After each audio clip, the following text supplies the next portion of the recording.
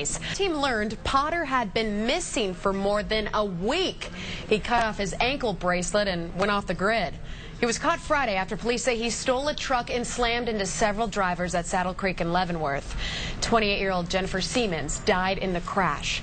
In the big story at 6, a war of words on all sides. I-Team investigator Ryan Luby is live. Ryan?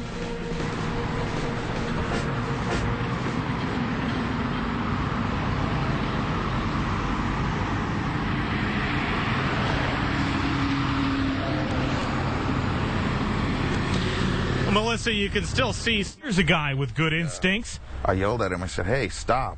Robert Harless works at Jiffy Lube near Saddle Creek in Leavenworth. Not only did he hear the chaos on Friday, the loudest car crash I've ever heard, but he saw the guy who police say was responsible for it running away.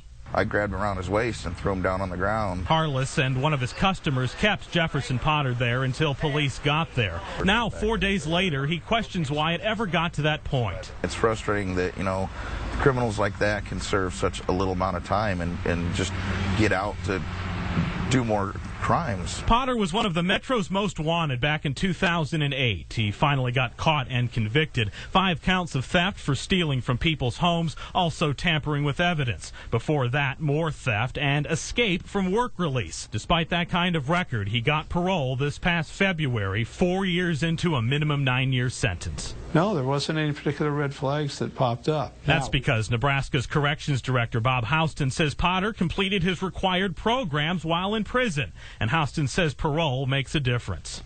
It helps the person plan how to be a responsible person.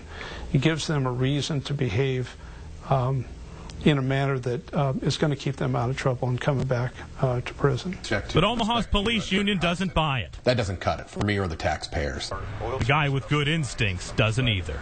I mean, there's got to be a better way to do things than just let hardened criminals like that back on the street.